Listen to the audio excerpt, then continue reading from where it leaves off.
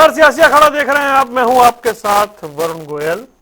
हरियाणा कांग्रेस एक लंबी कहानी है, संगठन का इंतजार है, इंतहा हो गई है इंतजार की। लगता है कोई तो बैठक खत्म होगी और बाहर आकर बताया जाएगा कि संगठन को लेकर कोई फैसला लिया गया है। दिल्ली में हरियाणा कांग्रेस की बड़ी बैठक बुलाई गई। इस बैठक से पहले गोकुल सेतिया की नाराजगी वाला मैटर सबके सामने था। माना जा रहा था कि सबको सुना जाएगा, सबकी बात होगी, इस गंभीर विषय पर भी बातचीत होगी। कांग्रेस का संगठन नहीं बन रहा है, इस पर पक्का कोई ना कोई कंक्रीट फैसला लेने का समय आ चुका है।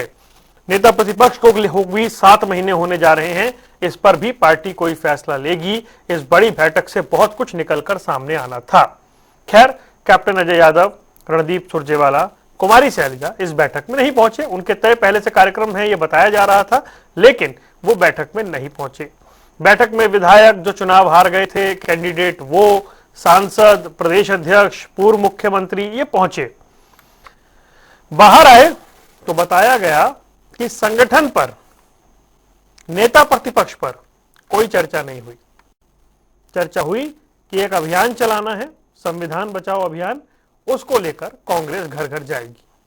यानी अभी संगठन इन वेटिंग, ये टैग लगा रहेगा।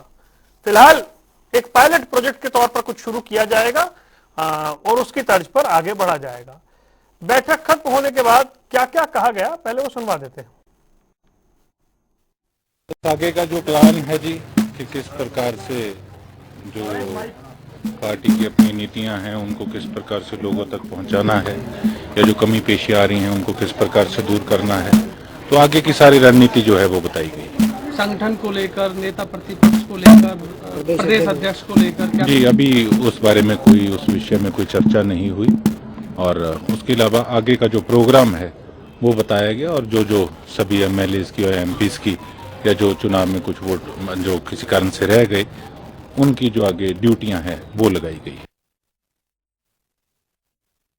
मीटिंग का ये निष्कर्ष है कि कांग्रेस को सड़क पे आना चाहिए और जनता की आवाज को उठाना चाहिए, और देश में जो राजतंत्र लाने की कोशिश हो रही है उसके खिलाफ आवाज उठा के ये जनता 1947 से पहले वाली प्रजा ना बन जाए।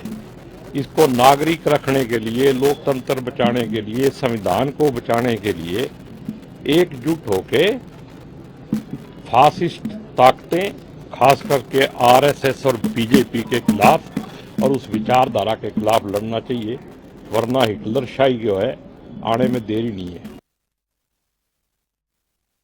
बैठक में अगला कार्यक्रम जो अहमदाबाद में वर्किंग कमेटी ने फैसला किया था, पहले जिलों पे करेंगे, फिर असेंबली वाइज करेंगे, फिर घर घर कार्यक्रम करेंगे, और जिलों का गठन उस पे करेंगे कि भाई हर जिले में सीनियर आदमी जाकर अच्छा। हरियाणा में तो सिर्फ ये है कि कांग्रेस को मोबिलाइज करके लोगों में भेज दो। हरियाणा में कांग्रेस बहुत मजबूत है और तेजी से करोगे तो और मजबूत होएगी, उसके लिए बात हुई है। और जैसे 40 दिन का कार्यक्रम है, इस कार्यक्रम में जो लोगों को इस तरीके से काम सौंपा जाएगा वो अपने उस काम को उतना कर दें तो हरियाणा की कांग्रेस वाइब्रेंट हो जाएगी। ग्राफिक्स हम आपको दिखाएंगे, लेकिन पहले हमारे साथ 3 खास मेहमान जुड़ गए हैं, आपको उनसे रूबरू करवा देते हैं और फिर चर्चा की शुरुआत कर लेते हैं। हमारे साथ वेद प्रकाश विद्रोही जी कांग्रेस का पक्ष रखने के लिए जुड़ गए हैं। रजत पंजेटा इंडियन नेशनल लोकदल से हमारे साथ हैं, और हमारे साथ भारतीय जनता पार्टी का पक्ष रखेंगे विजेंद्र नेहरा। आप सभी का बहुत बहुत स्वागत है। कांग्रेस की दिल्ली में बड़ी बैठक हुई। विद्रोही जी स्क्रीन पर नहीं आ रहे भाई। विद्रोही जी, आप सुन पा रहे हैं मुझे? मैं सुन रहा हूं। बहुत बहुत स्वागत है सर आपका। डायरेक्ट लगाया है। हाँ, नहीं, आपकी बड़ी आवश्यकता है भाई। ये दो दिन बड़ा गजब हाइप क्रिएट हुआ। कल की डिबेट में तो कांग्रेस प्रवक्ता ने कह दिया कि जितने गिले शिकवे हैं, जो भी विषय उठाए गए हैं, दिल्ली की बैठक में सबका समाधान कर दिया जाएगा। बस अब वो समय आ गया है। अब आप लोग भी सवाल पूछना बार बार बंद कीजिए। अब बैठक से निकल के नेता कह रहे हैं जी संगठन पे, नेता प्रतिपक्ष पे, प्रदेश अध्यक्ष पे कोई चर्चा नहीं हुई। वरुण जी, आपको, भाई रजत जी को, भाई विजेंद्र नेहरा जी को और दर्शकों को मेरा नमस्कार। जी देखिए, दुर्भाग्य है कि कांग्रेस की जब भी कोई बैठक होती है उसे संगठन और प्रतिपक्ष के नेता से जोड़ लिया जाता है, जबकि कटु सत्य है कि नेता प्रतिपक्ष कौन होगा इसका फीडबैक हाईकमांड के पास पहुंच गया। वो इन बैठकों से कोई मतलब ही नहीं है। मैं कई बार आपको कह चुका हूं, हाईकमांड को तय करना, वो कब करेगा वो तो वो जाने। जहां तक संगठन की बात है, संगठन के संदर्भ में जो कुछ कहना था वो भी कहा जा चुका, उसकी नियुक्ति भी हाईकमांड को करनी है। तो जो नियुक्तियां करनी है जिसे, वो जाने कब करेगा। और जो बैठक बुला रहे हैं और बैठक कर रहे हैं, उनका इन नियुक्तियों से कोई संबंध ही नहीं है। तो पता नहीं क्यों कांग्रेस के प्रवक्ता या नेता अति उत्साह में जो मैंडेट उनको नहीं है वो मीडिया के सामने कहकर झूठे दावे करते हैं या लंबी लंबी फेंकते हैं जो उनके अधिकार क्षेत्र में नहीं है। अब जिस भी साथी ने फेंकी होगी उसका जवाब तो वो ही दे सकता है। ये पहले दिन से ही तय था, जब आप एक प्रबुद्ध पत्रकार हैं, साफ कर दिया गया था कि ये बैठक संविधान बचाओ के संदर्भ में जो फैसले हुए हैं, 40 दिन का जो कार्यक्रम है उसके संदर्भ में बुलाई गई है। जब बैठक का एजेंडा पहले दिन से ही क्लियर था तो फिर उसके बाद ये मान लेना कि इसमें संगठनात्मक चर्चा होगी, आपस के गिले शिकवे होंगे, फलाने होंगे, ये सोचना ही गलत था। नहीं, ये कहा गया ना, गोकुल सेतिया ने जो कहा कि हमारी कोई पूछ नहीं है, हमें कभी नहीं बुला के शाबाशी दी गई, उसके बाद ये बैठक बुलाई गई। अब कौन कहता है? अब गोकुल सेतिया की क्या इतनी बड़ी राजनीतिक हैसियत है कि उसके कहने के बाद कोई बैठक बुलाई जाएगी? अगर गोकुल सेतिया ये कह रहा है तो भी मुंगेरी लाल के हसीन सपने ले रहा है, और जो व्यक्ति ये सोचकर ये विश्लेषण कर रहा है वो भी मूर्खों के स्वर्ग में रह रहा है। गोकुल सेतिया क्या कहते हैं क्या नहीं कहते, उससे पार्टी के राष्ट्रीय कार्यक्रम भी नहीं चलते और स्टेट के कार्यक्रम भी नहीं चलते। अब गोकुल सेतिया कौन कहता है? हर बैठक में बुलाया जाता है। अब वो नहीं जाते तो कोई क्या कर लेगा? इस बैठक में आ गया। अब जितनी बैठकें होती हैं, हर एक बैठक के अंदर जितनी भी प्रभारी ने बैठक बुलाई है आज तक, हर बैठक के अंदर एमएलए को बुलाया जाता है, सारे उम्मीदवारों को बुलाया जाता है। हाँ, राष्ट्रीय स्तर पर जो एक बार बैठक हुई थी जिसमें हरियाणा के नेताओं को बुलाया था, उनमें चुने हुए कुछ लोगों को बुलाया था। उन चुने हुए लोगों में गोकुल सेतिया की इतनी बड़ी राजनीतिक हैसियत नहीं है कि उनको बुलाया जाता। वो एक क्राइटेरिया था, भाई इन लोगों को बुलाया जाएगा। तो ऐसी कौन सी बैठक थी उस एक बैठक को छोड़कर? आपको ये तो मालूम होगा ना उन्होंने क्या कहा और क्या लिखा? मुझे सारा मालूम है। कल मैं बहस में था, ठीक है, रजत जी भी आज भी कहा उन्होंने, आज दिल्ली में भी कहा उन्होंने। आज कहे जाओ, जो व्यक्ति खुद का डिसिप्लिन नहीं है, खुद अपनी महत्वाकांक्षाओं के लिए मुख्यमंत्री की चापलूसी करते रहते हैं, अनावश्यक उनका महिमा मंडन करते रहते हैं, वो व्यक्ति कहीं पर निशाना कहीं पर निगाहे, उस व्यक्ति के संदर्भ में मैं तो कुछ कह नहीं सकता। ठीक है। मैं उसका पूरा नहीं एक मिनट मैं उसका पूरा राजनीतिक इतिहास जानता हूं। जब उनके ससुर साहब हमारे मंत्री थे, संयोग से मैं भी उसी समय में इकलौता प्रवक्ता था, उस समय भी मैंने इसकी बगावत देखी थी। और अपने ससुर के खिलाफ, जब अपने इनका ससुर इनकी बेटी को आगे बढ़ाना चाहता था, इसे नहीं बढ़ाना चाहता था, तब भी ये कांग्रेस छोड़कर भागा था। और सब जानते हैं ये टिकट भी इनेलो से चाह रहा था, इसको लगा इनेलो से जीतेंगे नहीं, कांग्रेस से लॉबिंग कर ली, कांग्रेस का पुराना परिवार था, कांग्रेस ने टिकट दे दी। तो सब जानते हैं कि ये किस नेचर का व्यक्ति है और इसकी सोच क्या है। मैं साफ बात कहने का आदी हूं। अच्छा, एक छोटा सा सवाल, फिर मुझे दो और मेहमानों के पास जाना है। कुछ नेता आज की बैठक में नहीं थे, ये सामान्य बात है, उनके पास और जिम्मेदारियां भी हैं। देखिए, ये सारी चीजें पहले से ही तय है, सभी राज्यों के अंदर ऐसी बैठकें हो रही हैं। तो सुरजेवाला भी कहीं गए होंगे और शैलजा जी भी महासचिव है, वो भी गई होंगी। बहुत सौ की प्रेस कॉन्फ्रेंस में ड्यूटी लग रही है, तो शैलजा जी शायद आज प्रेस कॉन्फ्रेंस में थी कहीं शायद, और सुरजेवाला भी शायद कहीं प्रेस कॉन्फ्रेंस में थे। ठीक है। तो 2 दिन की जो प्रेस कॉन्फ्रेंस, 3 दिन की है सर जी, प्रेस जी, कॉन्फ्रेंस बिल्कुल। लगातार, तो उनमें विभिन्न नेताओं की ड्यूटी लगी हुई है, जिसमें सुरजेवाला की भी ड्यूटी लगी हुई है। हरियाणा से 2 ही नेताओं की ड्यूटी है, सुरजेवाला की और शैलजा की, और शायद दीपेंद्र हुड्डा की, अगर मैं ठीक है। सही हूं तो। ठीक। 3 नेताओं की ड्यूटी है, तो वो विजेंद्र, अपनी ड्यूटी में गए होंगे। ठीक है। विजेंद्र नेहरा जी, कांग्रेस की एक बैठक हुई दिल्ली में, हालांकि विद्रोही जी कह रहे हैं ये बैठक थी ही इसीलिए कि हमें हरियाणा में घर घर जाकर अपना जो संविधान बचाओ कार्यक्रम है उसको आगे ले जाना है।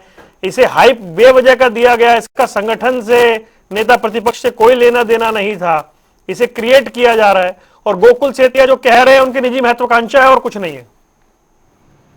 देखिए वरुण जी, हाइप भी अगर बनाया तो कांग्रेस पार्टी के नेताओं ने ही बनाया। कांग्रेस पार्टी के नेता ही पिछले कई दिन से कह रहे थे कि दिल्ली की बैठक में नेता प्रतिपक्ष और संगठन को लेकर के जो असमंजस की स्थिति कांग्रेस पार्टी में है वो स्पष्ट हो जाएगी। लेकिन मैं बैठक के बाद इनके जो प्रदेश प्रभारी हैं बीके हरिप्रसाद जी को सुन रहा था। जैसे ही पत्रकार ने उनसे संगठन को लेकर के सवाल किया, उन्होंने कहा बस करिए, मैं बहुत बोल चुका हूं, इससे आगे मुझे नहीं बोलना। इस वाक्य से अंदाजा लगता है कि जब प्रदेश के प्रभारी सीएलपी और संगठन को लेकर के पत्रकार के सवाल का जवाब भी नहीं देते, तो बैठक में निश्चित रूप से संगठन और सीएलपी के विषय पे कोई चर्चा नहीं हुई है। जिस तरह से ये बता रहे हैं कि इन्होंने जो भी कोई अभियान चलाना है उस अभियान के बारे में वह चर्चा की है। देखिए, कांग्रेस पार्टी ने देश के अंदर आपातकाल लगाया। आज वो संविधान बचाओ अभियान जब चलाते हैं तो बहुत एक अजीब सी बात लगती है। धारा 356 का 90 बार सबसे ज्यादा दुरुपयोग करके देश के अंदर चुनी हुई सरकारों को बर्खास्त करने का काम कांग्रेस पार्टी की सरकार ने किया। 1951 से 1998 तक अनुच्छेद 356 का कांग्रेस पार्टी ने 90 बार दुरुपयोग किया और चुनी हुई सरकारों को गिराने का काम किया। आज कांग्रेस पार्टी के जो एमएलए हैं, कांग्रेस पार्टी के जो नेता हैं, माननीय मुख्यमंत्री श्री नायब सैनी जी और माननीय प्रधानमंत्री श्री नरेंद्र मोदी जी की वो लगातार कार्यशैली की तारीफ करते हैं और कांग्रेस नेतृत्व को इससे परेशानी होती है। 100 से ज्यादा बार कांग्रेस पार्टी देश के संविधान में संशोधन कर चुकी है। वो कांग्रेस पार्टी जिसने संविधान को कभी कुछ माना नहीं, और राहुल गांधी जी जिसको हाथ में लेके चलते हैं और आज देश की बदनामी विदेश में जाके करते हैं वो राहुल गांधी जी, वो कांग्रेस पार्टी अगर संविधान की बात करती है तो जो हरियाणा प्रदेश की जनता है वो बहुत ध्यान से इस चीज को देखती है। देखिए, संगठन पे कांग्रेस पार्टी का कोई ध्यान नहीं है और लगातार इनकी हार का यही कारण है। पिछले 15 साल से वरुण जी लगातार हम देख रहे हैं कांग्रेस पार्टी की बैठकें चलती हैं लेकिन उसका नतीजा कोई निकलता नहीं है। इनका अंदरूनी मामला है, लेकिन मुझे लगता है ना कांग्रेस का संगठन बन पाएगा, ना ये सीएलपी का नेता चुन पाएंगे। और नहीं, वो नया पायलट प्रोजेक्ट ला रहे हैं ना एक, उसकी तर्ज पे बनाएंगे, कह रहे हैं बनना तय है। चौधरी बीरेंद्र सिंह भी कह रहे थे और नेताओं को भी सुना मैंने। देखिए, पायलट प्रोजेक्ट क्या है? वो पायलट प्रोजेक्ट में ये है कि भाई जो विधायक हैं उनकी मर्जी से उनको चुना जाएगा, तो फिर तो वो तो कहीं भी चुन लीजिए। जो कांग्रेस पार्टी दावा करती है कि हम चुनाव के तहत चुन करके अपने लोगों को लेके आते हैं। जी 5 मिनट दीजिए, बोलिए बोलिए, कंप्लीट कर देना है वो चुनाव इसी के संदर्भ में कहना चाहता था और टिप्पणी करना चाहता था। उन्होंने राहुल गांधी पर टिप्पणी की।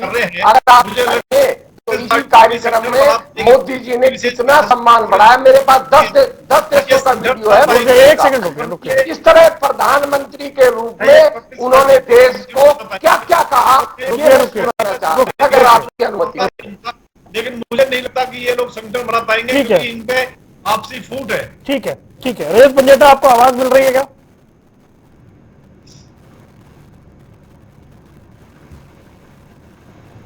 जी रजत, बोलिए। जी जी, हाँ जी, आप प्रश्न दोहराइए। बीच में मेरा फोन 2-3 बार डिस्कनेक्ट हो गया कोई टेक्निकल इशू की वजह से। जी रजत, सवाल यही है कि जो कांग्रेस की दिल्ली में बैठक हुई, उस बैठक के बाद कांग्रेस के अभियान की तो बात हो गई, वो बात तो बड़ी, मतलब ठीक है, कांग्रेस कार्यक्रम चलाएगी, दिल्ली में सारे नेता इकट्ठे हुए, 50-55 मिनट की बैठक हुई। लेकिन जो एक बड़ा विषय है, कांग्रेस का संगठन, नेता प्रतिपक्ष और अध्यक्ष या नए प्रदेश अध्यक्ष की बात, इस सब पर तो कोई बात ही नहीं हुई अभी, और माना जा रहा है कि इस पर भी कोई जरूरत भी नहीं लग रही है कांग्रेस को। देखिए, मुझे लगता है कि आज विद्रोही जी बड़ी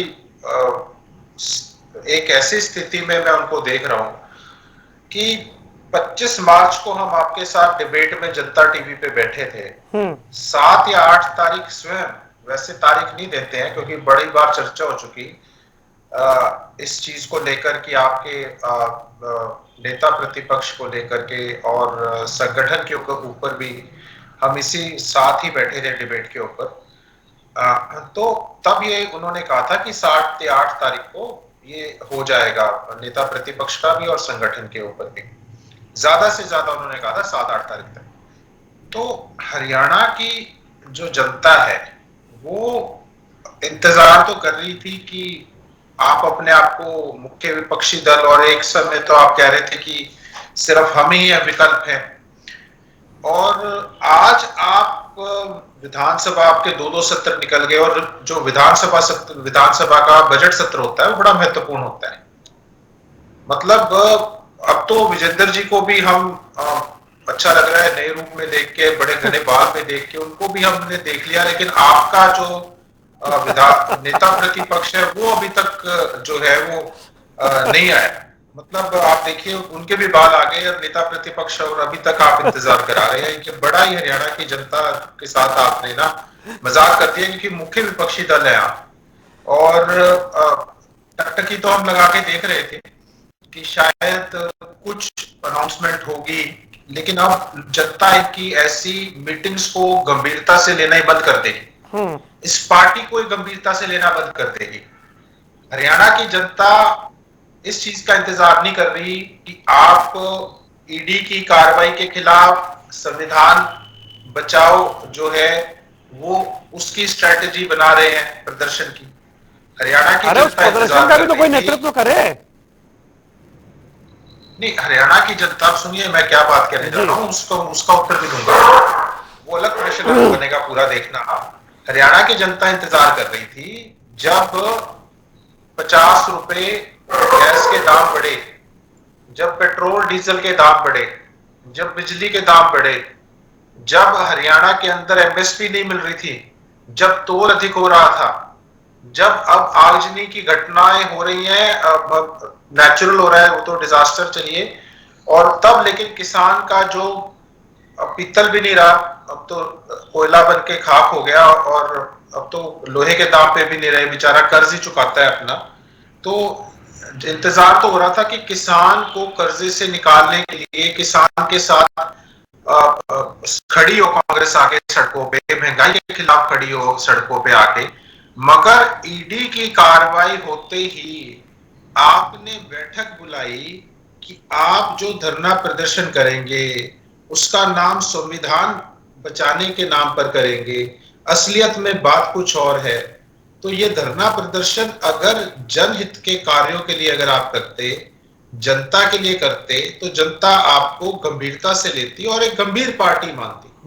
मगर आज आप सिर्फ अपने स्वार्थ की पार्टी मत बन के रहिए, केवल चुनाव आने के समय चुनाव लड़ने की पार्टी मत बनकर रहिए, थोड़ी गंभीरता दिखाइए, क्योंकि आपके ऊपर, आप मुख्य विपक्षी दल हो, आपके पास 37 विधायक हैं, अंदर से तो 33 हैं, मगर चलो 37 विधायक हैं। अच्छा, 34, हाँ थोड़ा है ना, फिर प्यार भी तो है ना, अभी तो खुद भी तो बताया स्लीपर सेल भी तो है 3-1, वो 3-4 भी तो वो तो खुद मानते, वो तो मतलब इस चीज की भी तारीफ करनी चाहिए कि मतलब कट्टरपन तो है, कम से कम कांग्रेसी भी, मैं कट्टर कांग्रेसी हूं और ये बर्दाश्त नहीं करूंगा चीजें, किसी में तो दिखना चाहिए। चलो पार्टी के लिए दिखे, वैसे ही जनता के लिए भी दिखना चाहिए आपको जो दर्द है। ठीक है। तो ये सारी चीजों को लेकर कांग्रेस को थोड़ा गंभीर होना पड़ेगा। आप ये भी करिए, हम मना नहीं करते इस चीज से, कोई आपको अपनी राजनीति, हर एक दल को अपनी राजनीति करने का पूरा हक है, आप ये सब कुछ भी करिए, मगर कम से कम सिर्फ यही तो मत करिए। जनता का भी थोड़ा आप हितों को उठाइए, वो आवाज भी उठाइए, उसके बीच में जनता आपको इसलिए सीरियसली लेगी कि हाँ कम से कम हमारी लड़ाई भी लड़ रहे हैं, और इनका एक नेता ही नहीं है, इनका एक नेता आगे आपकी विधानसभा में आपके पास नेता प्रतिपक्ष नहीं है। आप एक, जब पार्टी किसके पीछे चल रही है अभी कुछ पता ही नहीं है इनको, और प्रदेश अध्यक्ष बिहार मानने की जिम्मेवारी नहीं लेने को, उठाने को तैयार है। उनका तो चयन एक मॉरल रिस्पॉन्सिबिलिटी भी होती है, अपना चुनाव और ये स्वाभाविक प्रक्रिया है। ठीक है, विद्रोही जी से एक सवाल है मेरा, हार की जिम्मेवारी मानना चाहिए। एक सवाल है मेरा विद्रोही जी से। विद्रोही जी, अभी ये सुनने में आई थी खबर कि क्योंकि बहुत सारी नियुक्तियों में नेता प्रतिपक्ष की सहमति जरूरी होती है, हरियाणा में वो वाला पार्ट भी हैम्पर हो रहा है। सरकार नियुक्तियां इसलिए नहीं कर पा रही कि नेता प्रतिपक्ष नहीं है, और सरकार सोच रही है कि कुछ फिर ऐसा किया जाए कि इसको इस मैटर को बाईपास कर किया जाए। मतलब ये बड़ा अभूतपूर्व है।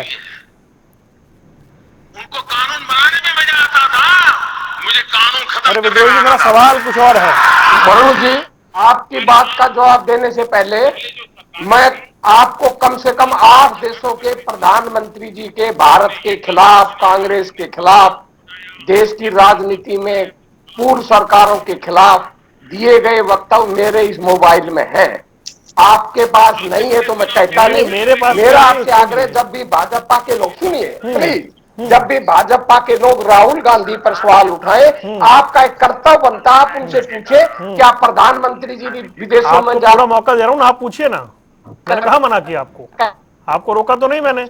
मैं तो अपने आज के विषय पे आना चाह रहा हूं, उसे डिटेल नहीं होने देना चाह रहा मैं। जी विद्रोही जी, आवाज मिल रही है आपको?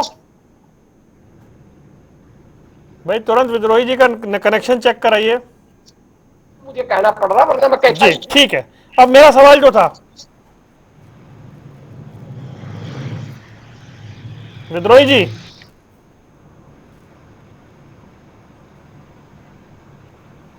चलिए विद्रोही जी मैं आपके लौटता हूं, जैसे आपकी आवाज मुझे मिलती है मुझे बताइएगा।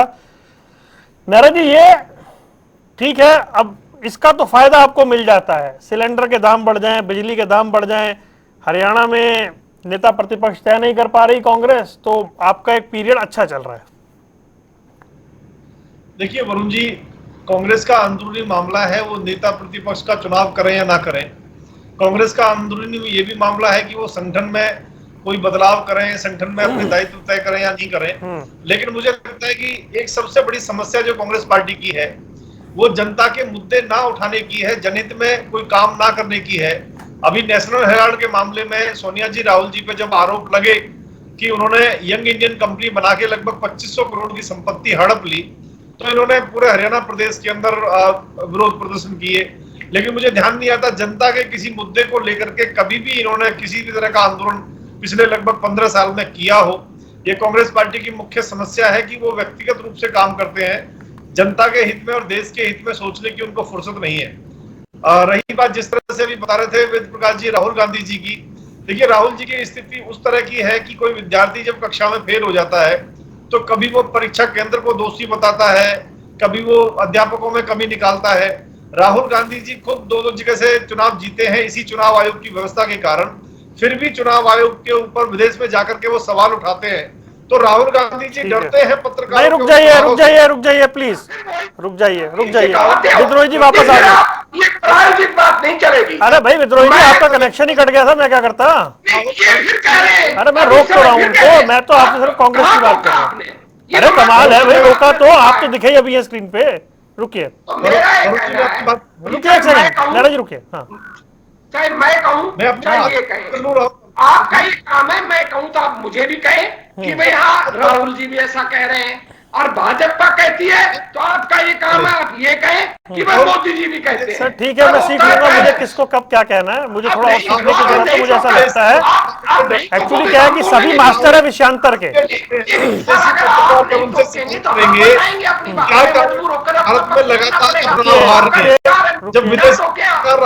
नहीं भाई रुकिए ना, मूल विषय चाहिए ना। अच्छा रुकिए एक एक करके प्लीज, ऐसे नहीं। वेद प्रकाश विद्रोही जी की बारी है। हम अपनी बात जरूर कहेंगे। ठीक है, अब मेरा सवाल है ना, अब मेरा सवाल ये है आपसे, विद्रोही जी सवाल से क्यों आउट हो रहे हैं?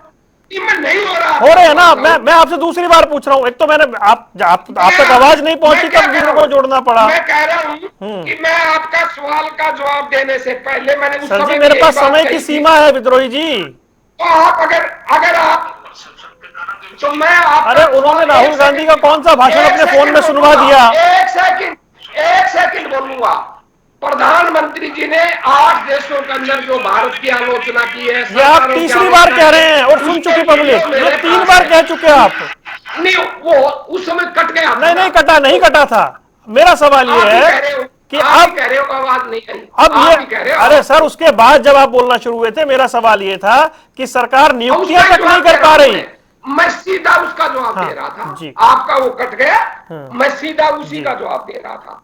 अब आप अब ये कहे कि भाई बिल्कुल ठीक कह रहे हैं कि मैं लोपी नहीं है, पर मैं आपसे फिर बड़ी गंभीरता से कहता हूं, सरकार को चुनौती भी देता हूं कि आप मुझे एक नियुक्ति की प्रक्रिया बता दें, सरकार, मुख्यमंत्री जी, कि भी ये प्रक्रिया हमने नियुक्ति की पूरी कर ली है, जिसके अंदर विपक्ष के नेता की बैठक तक होती है ना, वो नाम शॉर्ट लिस्ट करना, पूरा खाका तैयार करना, उसे कहते हैं प्रक्रिया। अगर एक नियुक्ति की प्रक्रिया सरकार ने पूरी कर ली हो और विपक्ष के नेता के कारण अटकी हो, तो मैं मान लूंगा। ये अर्ध सत्य बोलते हैं, झूठ बोलते हैं, ये ठीक है, विपक्ष के नेता की जरूरत होती है, मैं सहमत हूं आपकी बात से, पर अभी तक कोई भी प्रक्रिया सरकार ने किसी भी नियुक्ति की पूरी नहीं की है। तो मेरा सरकार से आग्रह है, पहले अपने नियुक्ति की प्रक्रिया पूरी कर ले, फिर हमसे सवाल करें। और मैं ये बात मान ही रहा हूं कि भाई 6.5 महीना हो गया हम नियुक्ति नहीं कर पाए, जो स्वस्थ लोकतंत्र के लिए उचित नहीं है। दूसरी बात मैं बार बार कह चुका हूं कि भाई ये नियुक्ति के संदर्भ में जो भी स्टेट को कहना था वो कह दिया, नियुक्ति होगी और वो हाईकमांड ही करेगा। अब मैं आपको काउंटर क्वेश्चन करना चाहता हूं, क्या भाजपा के नेता अपने विधायक दल का चयन करते हैं? दिल्ली वाले करते हैं, वो जिसका भी नाम बताते मोहर लग जाती है। कांग्रेस में भी यही होता है। अभी इनके जिला अध्यक्षों की नियुक्ति हुई, स्टेट अध्यक्षों की होने वाली है, जिला अध्यक्षों की नियुक्ति हुई, क्या स्टेट ने किया था? इन्होंने नाम रखे, वो नाम हाईकमांड ने गए, हाईकमांड ने टिक मार दिया, वो हो गया।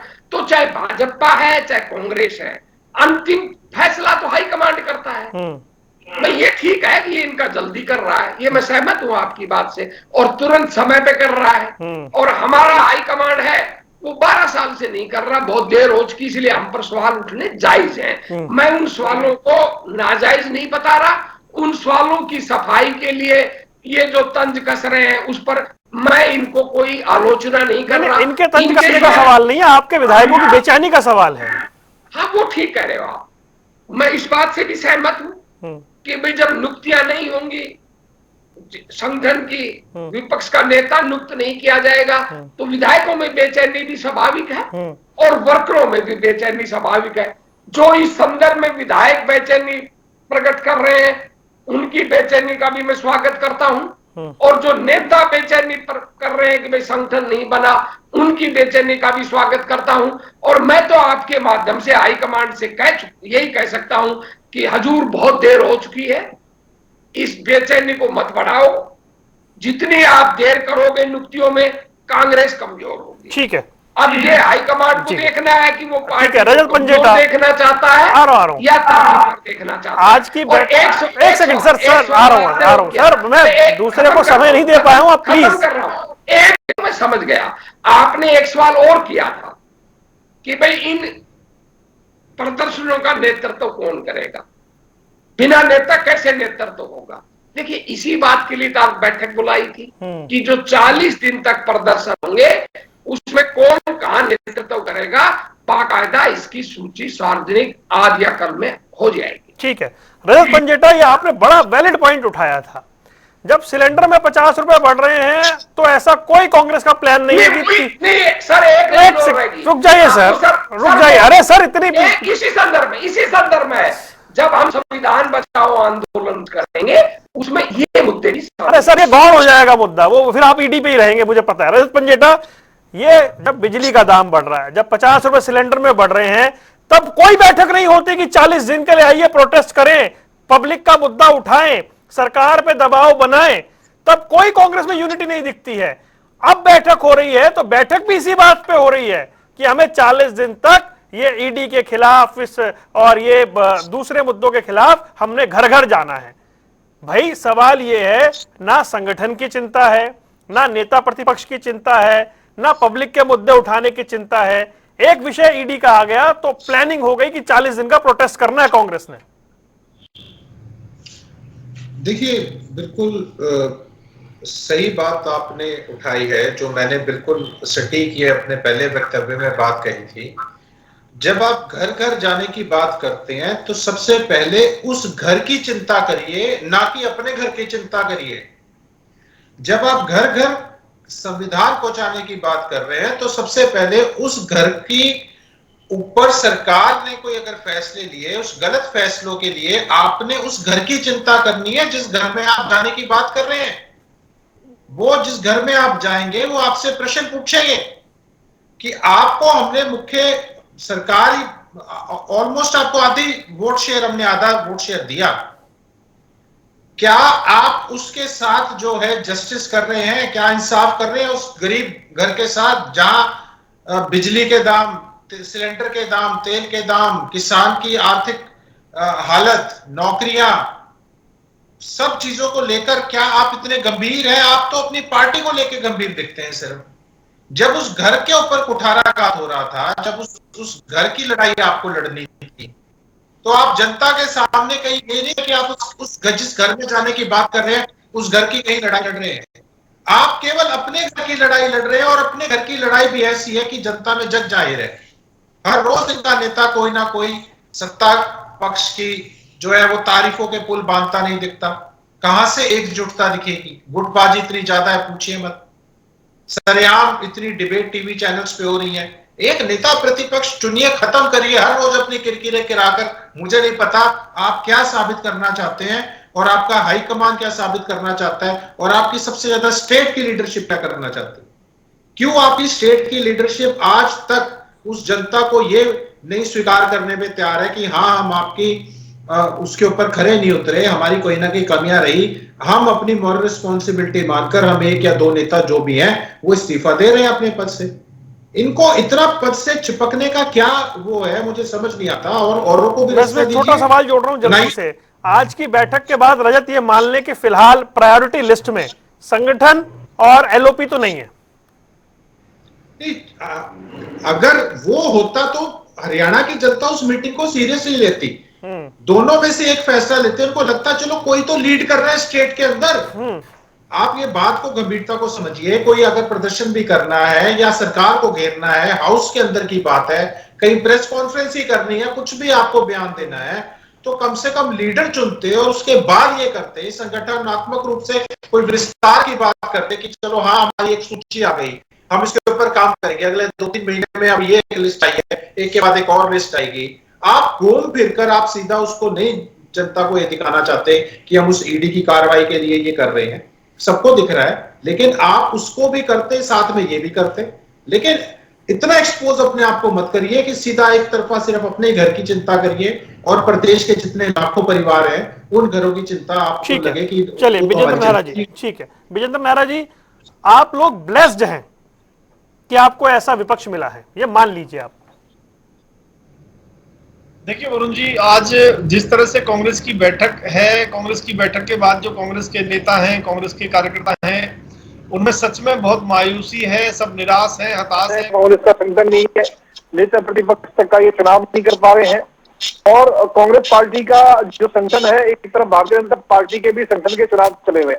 वरुण जी, हमने बूथ अध्यक्ष से लेकर के मंडल अध्यक्ष से लेकर के और जिलों के अध्यक्ष तक का अपना चुनाव भारतीय जनता पार्टी हरियाणा में कर चुकी है। पूरे देश भर में संगठन के पर्व, संगठन के चुनाव चले हुए हैं। मैं बड़ी जिम्मेदारी से एक बात कहता हूँ, इसी सप्ताह में भारतीय जनता पार्टी के प्रदेश अध्यक्ष का भी चुनाव हो जाएगा, और हमारे राष्ट्रीय अध्यक्ष का चुनाव भी इसी सप्ताह में हो जाएगा। आप देखिए, विधिवत रूप से भारतीय जनता पार्टी में एक चुनाव की परंपरा है, प्रक्रिया है, उसके तहत हमारे चुनाव होते हैं। और कांग्रेस पार्टी में देखिए अभी तक ये ब्लॉक के अध्यक्ष तक नहीं चुन पाए हैं, और हमारे यहाँ पे जिला अध्यक्ष तक की नियुक्ति जो चुनाव है कर चुके हैं। मैं इसीलिए तो कह रहा हूँ कि आप लोग ब्लेस्ड है ना, आपको ऐसा विपक्ष मिला, यही तो मैं कह रहा हूँ। मूल तो यही है ना। देखिए, मैं ये नहीं कह सकता, मैं तो कह रहा हूँ विपक्ष को मजबूत होना चाहिए। अगर कांग्रेस मजबूत नहीं है तो ये उसकी नंबर में बहुत मजबूत है। मेरे को याद नहीं है किसी पार्टी की 37 हरियाणा में नेता, मतलब विपक्ष में बैठ के किसी एक पार्टी की 37 आई हो। विद्रोही जी मुझे बता देंगे, मेरे को तो जहन में याद नहीं आ रहा। आप सिर्फ संख्या से मत देखिए ना, आप जनता के मुद्दे कहां उठाता है विपक्ष। ठीक है, कब देखा आपने? समापन करना है। विद्रोही जी कंक्लूसिव रिमार्क 40 सेकंड लीजिएगा। मुझे बताइएगा, ये जो सब कुछ चल रहा है इसका पटाक्षेप कब होगा? कब, मतलब आपने तो खुद मान लिया कि बहुत देर हो चुकी है भाई, पर देरी की भी तो कोई सीमा होती है। देखिए, आपकी बात जायज है, सीमा होनी चाहिए, हस्ताक्षेप भी जल्दी होगा। और आप जो ये कह रहे हैं कि विपक्ष कमजोर है, आपको 1 महीने के अंदर अंदर ही पता चल जाएगा कि विपक्ष कमजोर है या भाजपा कमजोर है। हम घेर रहे हैं या नहीं घेर रहे हैं, ये आपको सड़कों पर भी दिख जाएगा और संगठन भी आपको दिख जाएगा और विपक्ष का नेता भी आपको दिख जाएगा। चलिए, 1 महीने के अंदर हमें संगठन भी दिखेगा, विपक्ष का नेता भी दिखेगा, ये हमने सुन लिया है। 1 महीने बाद फिर बैठेंगे, फिर पूछेंगे, बन गया तो बहुत अच्छा, नहीं बना तो फिर सियासी अखाड़ा तैयार है। आप तीनों मेहमानों को जुड़ने के लिए बहुत बहुत शुक्रिया। सियासी अखाड़ा देख रहे थे आप, रुकने कुछ देर के लिए, खबरों का सिलसिला लगातार जारी है।